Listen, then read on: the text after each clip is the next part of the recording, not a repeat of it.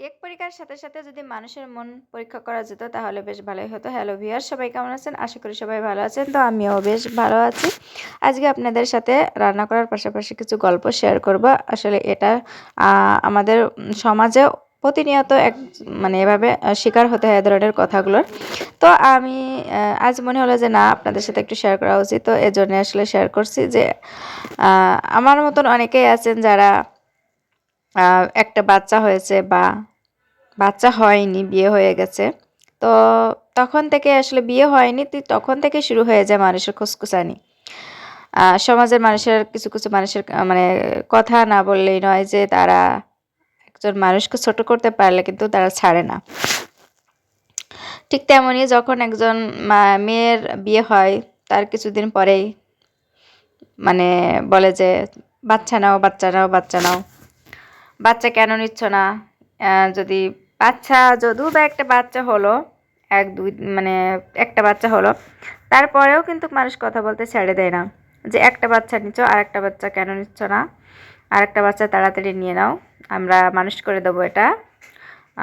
মানে এরকম ধরনের কত ধরনের কথা, তারা কত ধরনের কথা বলে যে তোমরা মানুষ করতে না বলে একটা বাচ্চা নিয়ে কোনো ভরসা আছে?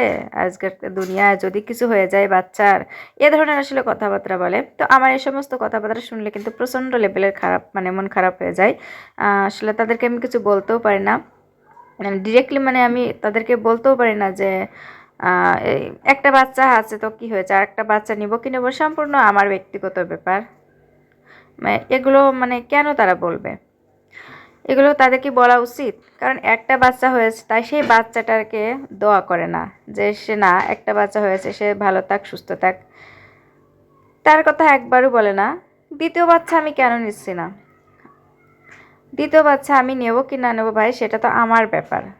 আর আমার বাচ্চা মানে অনেক মানুষের যে অনেক প্রবলেমও থাকতে পারে, যে একটা বাচ্চা হয়েছে একটা বাচ্চা নাও হতে পারে, অনেক ধরনের প্রবলেম থাকতে পারে, কিন্তু তাকে এভাবে মানুষের পার্সোনাল বিষয় এভাবে খুসাই খুসাই কথা বলা, এটা আসলে খুবই অশোভনীয় একটু মানে বিষয়, যেটা আসলে আমি একদমই পছন্দ করি না।